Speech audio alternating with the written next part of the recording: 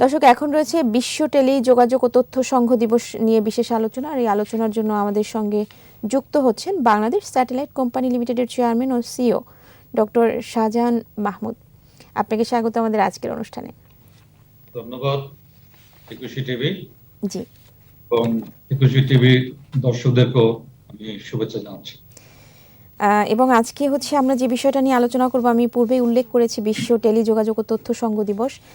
তো এই প্রসঙ্গটা নিয়ে আমি বলতে চাচ্ছিলাম যে দেশেই প্রথমবারের মতো বিশ্ব টেলিযোগাযোগ ও তথ্য সংঘ দিবস পালন করা হচ্ছে এবং আগামী 17 মে অর্থাৎ কালকেই এই দিবসটি পালন করা হবে। এবং এবছরের যে প্রতিপাদ্য বিষয় রয়েছে ডিজিটাল উদ্ভাবন, টেকসই উন্নয়ন। তো আমার প্রশ্ন হচ্ছে যে এই ডিজিটাল উদ্ভাবন এবং টেকসই উন্নয়ন কিভাবে আমরা সমন্বয় করতে পারি এবং কতটা আমরা এগোতে পেরেছি?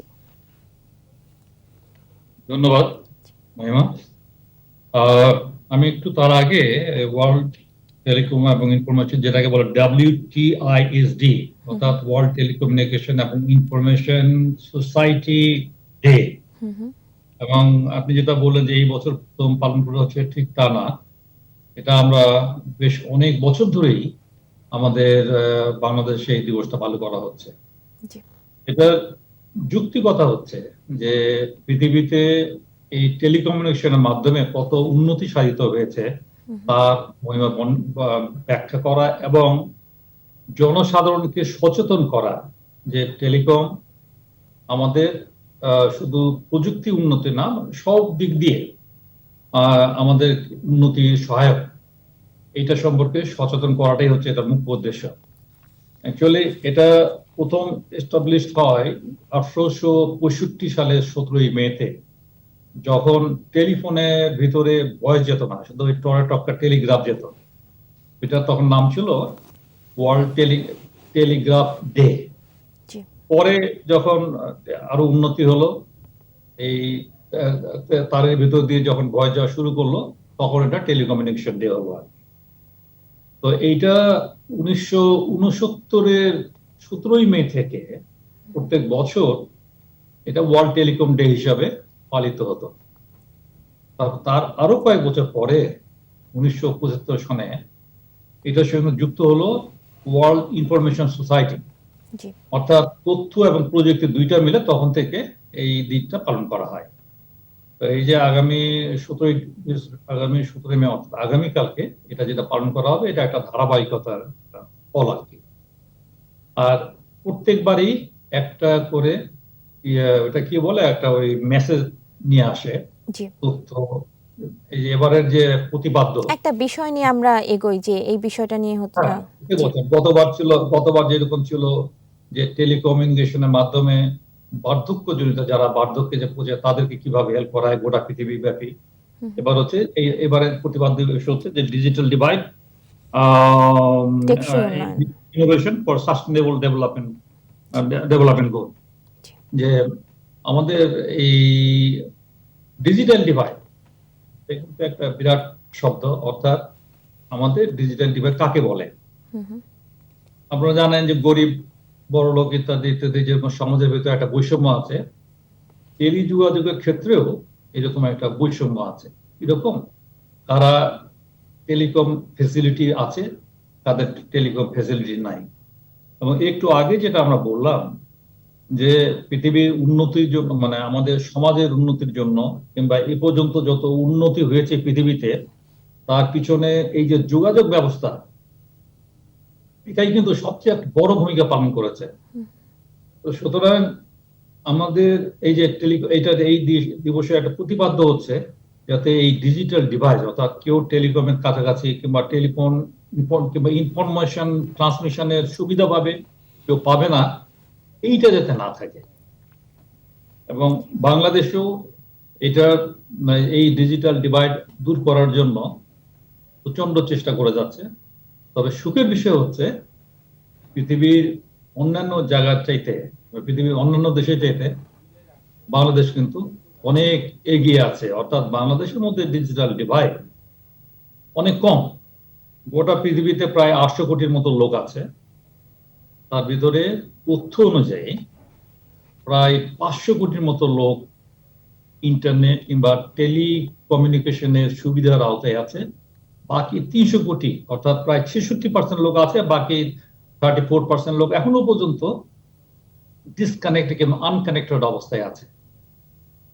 তো এই যে সাস্টেনেবল ডেভেলপমেন্ট গোলের যে একটা উদ্দেশ্য, এই যে জাতিসংঘ থেকে যে একটা এসডিজি গোল, যেটা উদ্দেশ্য যে পৃথিবী থেকে মহামারী দূর করবে, মানে দারিদ্রতা দূর করবে, ইত্যাদি ইত্যাদি, 2030 ভিতরে, এরকম আমাদের এই যে প্রতিপাদ্য বিষয় যেটা আছে, এই যে ডিজিটাল ডিভাইড, আইটিরও একটা উদ্দেশ্য যে 2030 সালের ভিতরে গোটা পৃথিবী থেকে এই ডিজিটাল ডিভাইডটা দূর করে ফেলবে। এটা হচ্ছে এবারের প্রতিপাদ্য বিষয়। যে আমি যদি একটু গত বছরের রেসটা টেনে নিই, যেমন গত বছর আপনি বলছিলেন যে আমাদের লক্ষ্য ছিল যেটা সিনিয়র সিটিজেন যারা ছিলেন তাদেরকে ডিজিটাল ডিভাইসের আওতামুক্ত করা, আওতায় আনা এবং তাদেরকে এই ডিভাইস সম্পর্কে জানানো, বোঝানো। তো সেই জায়গা থেকে আমরা কতটা পেরেছি এবং কতটা এগিয়েছি? এটা তো নির্ভর করে যে কি পরিমাণ আমাদের কি পরিমাণ আমাদের ইন্টারনেট কিংবা আমাদের টেলিকমিউনিকেশনের যে যোগাযোগের যে পদ্ধতি, এটা কতদূর পর্যন্ত আমরা আগাতে পেরেছি। এবং আপনারা জানেন যে এখন আমাদের মোবাইলের সংখ্যা, 4G মোবাইলের সংখ্যা, যেখানে এই সরকার ক্ষমতা হাতে নেওয়ার, এই সরকার দায়িত্ব নেওয়ার মানে 2009 সালে যখন ক্ষমতা নেয় কিংবা দায়িত্ব নেয়, তখন 4G কোনো মোবাইল সেট ছিল না। এখন প্রায় 10 কোটি লোক এই 4G আওতায় আসছে, এবং সিম সংখ্যা তখন ছিল মাত্র 4 কোটি, অর্থাৎ 2Gর কথা বলছি, 2G 3G ইত্যাদি ইত্যাদি। এখন সেখানে 19 কোটি সিমের সংখ্যা। প্রতিটি লোকের, কোনো লোকের একটা, দুইটা, তিনটা, চারটা পর্যন্ত সিম আছে। আমাদের যেখানে 17 কোটি জনগণ, এখানে সিমের সংখ্যা হচ্ছে 19 কোটি। এই যে একটা প্রোগ্রেস, তার মানে এটা আমাদের জনগণের সর্বক্ষেত্রে এই মোবাইল ফোন বিস্তৃত হয়েছে। যদি এটা হয়, তাহলে আমাদের যে বার্ধক্যজনিত যাদের কথা আমরা বলছিলাম, তাদের হাতে ওটা গেছে। সুতরাং এখন একটা বৃদ্ধ লোক হঠাৎ মানে যদি কোনো অসুস্থ হয়ে পড়ে, সে মোবাইল ফোনের মাধ্যমে যত তাড়াতাড়ি ওই নেটওয়ার্ক কিংবা ওই হেলথ নেটওয়ার্ক যেটাকে বলে আর কি, হসপিটালে কিংবা ফোন করতে পারবে। আগে সেটা ছিল না, এখন সেটা করতে পারে। এটা হলেই পরে তারপরে অ্যাম্বুলেন্স চলে গেল। অর্থাৎ এই যে টেলিকমিউনিকেশন ফ্যাসিলিটি, এটা কিন্তু ওই আমাদের সিনিয়র সিটিজেনদের জন্য যথেষ্ট পরিমাণে হেল্পফুল হয়েছে।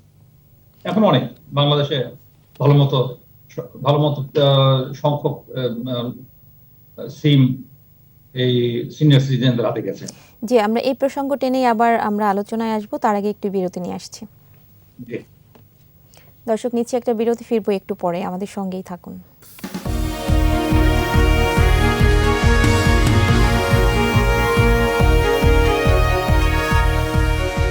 আবারও আমন্ত্রণ 21শে বিজনেসের সঙ্গে আছি মহিমা পলি।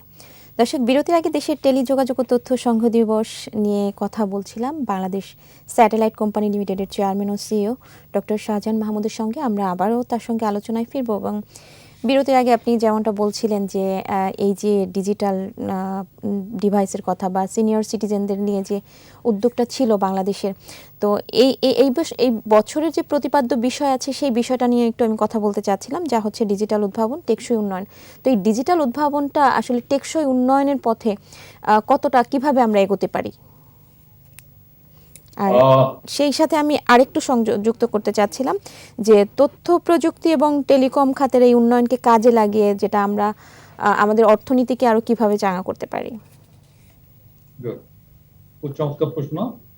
আপনারা জানেন যে একসময় যেরকম চাল, ডাল ইত্যাদি আমাদের নিত্য প্রয়োজনীয় জিনিস ছিল, যেটা আমাদের মানে যখনই আমরা বলতাম যে আমাদের সবচেয়ে বেশি প্রয়োজন কি, তখন আমরা বলতাম যে না, আমাদের দুবেলা দুমুঠো খাওয়ার।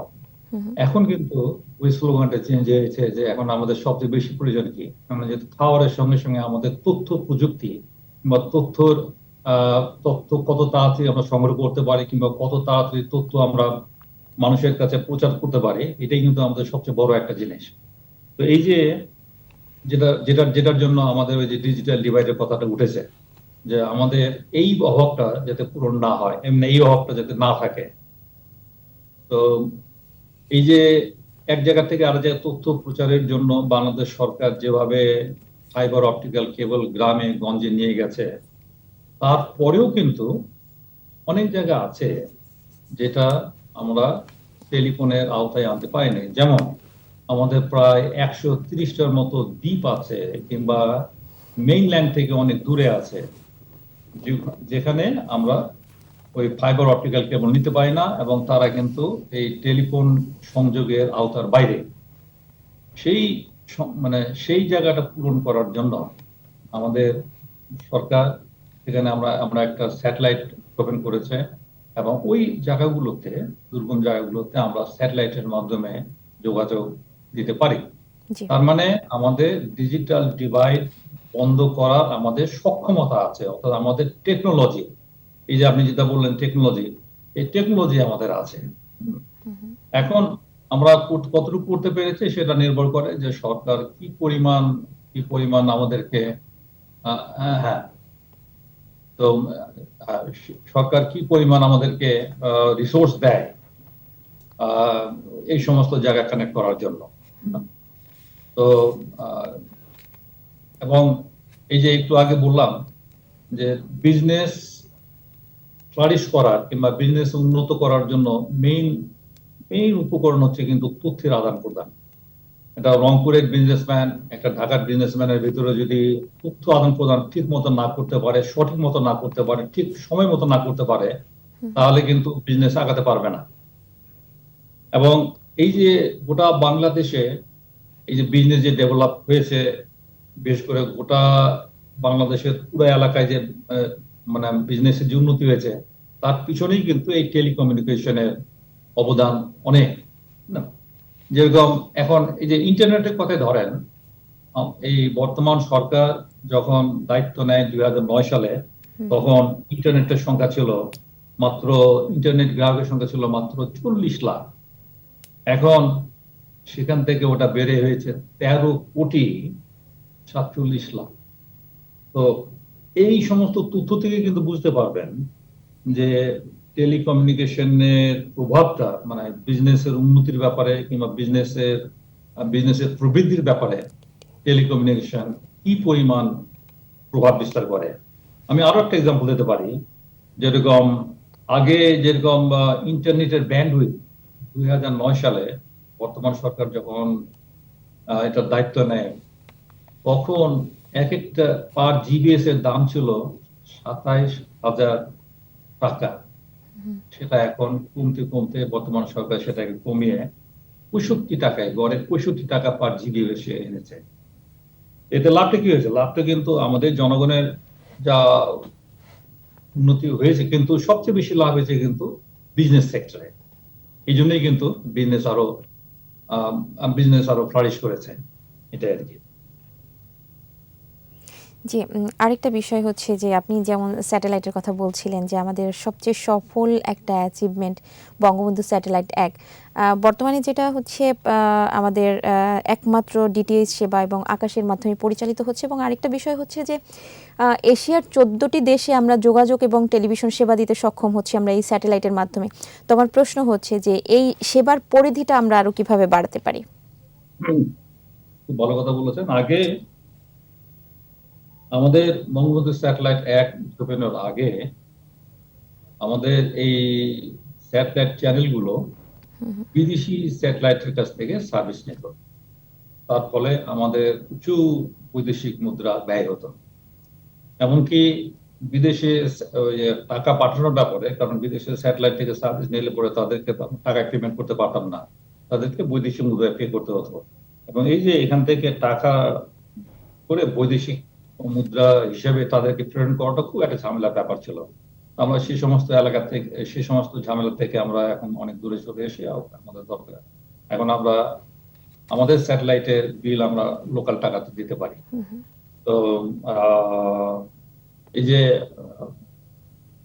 শুধু এখন আমরা শুধু স্যাটেলাইট গুলোকে, আমাদের শুধু টেলিভিশন চ্যানেল গুলোকে যে সার্ভিস দিচ্ছি তা না, এর বাইরেও আমরা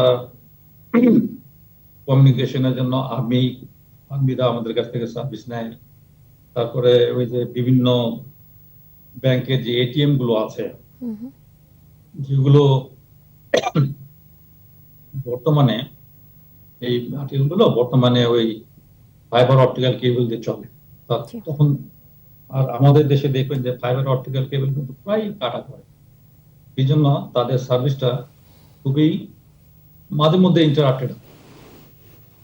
এই সমস্ত থেকে আমরা আমাদের স্যাটেলাইটের মাধ্যমে সার্ভিস দেওয়া শুরু করেছি আমরা, এবং আমি আশা করব এই সেক্টরটা আরো বাড়বে।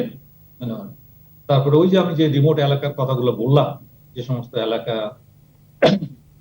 আমাদের মূল ভূখণ্ড থেকে অনেক দূরে আছে, কিংবা পাহাড়ি এলাকা যেখানে ওই ফাইবার অপটিক্যাল কেবল যেতে পারে না, সেই সমস্ত জায়গায় আমরা আমাদের স্যাটেলাইটের মাধ্যমে ওইখানে স্বাস্থ্যসেবা দিতে পারি, যেটাকে টেলিমেডিসিন বলে। কিংবা ওইখানে ওই প্রাইমারি স্কুল কিংবা স্কুলে ছেলেপেলে পড়ানো, ভালো টিচার দিয়ে পড়াইতে পারি, যেটাকে টেলি এডুকেশন বলে। আমাদের যতদিন যাচ্ছে আমাদের বঙ্গবন্ধু স্যাটেলাইট একের যে পরিষেবা করার যে সীমা প্রত্যেকদিনই প্রায় বাড়তেছে। জি। আমরা একেবারে যদিও অনুষ্ঠানের শেষ পর্যায়ে চলে এসেছি, যে খুব ছোট করে জানতে চাইবো যে আসছে বাজেটে যেটা সামনে আসছে, এবং প্রায় বেশ বড় একটা বাজেট ঘোষণা করা হবে হয়তো, যা ৮ লাখ কোটি টাকার একটা বাজেট ঘোষণা করা হবে। তো এই সেক্টরের জন্য, অর্থাৎ টেলিযোগাযোগ খাত এবং তথ্য প্রযুক্তি খাতের জন্য আপনাদের এক্সপেকটেশন কি আছে?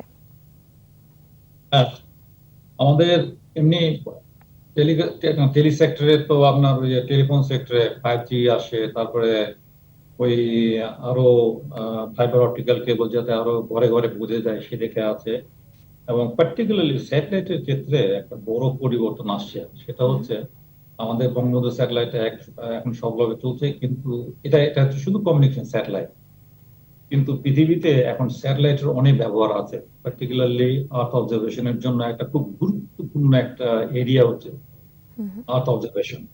অর্থাৎ স্যাটেলাইট দিয়ে পৃথিবীকে পৃথিবীকে পর্যবেক্ষণ করা, এবং বিশেষ করে ক্লাইমেট কিভাবে চেঞ্জ হচ্ছে কিংবা ক্লাইমেট চেঞ্জের প্রভাব আমাদের দেশে কিভাবে হচ্ছে এগুলা পরিমাপ করার জন্য এক ধরনের স্যাটেলাইট বেরিয়েছে, সেটাকে বলে আর্থ অবজারভেশন স্যাটেলাইট। এবং আমাদের বঙ্গবন্ধু স্যাটেলাইট 2 এটা আর্থ অবজারভেশন স্যাটেলাইট হবে।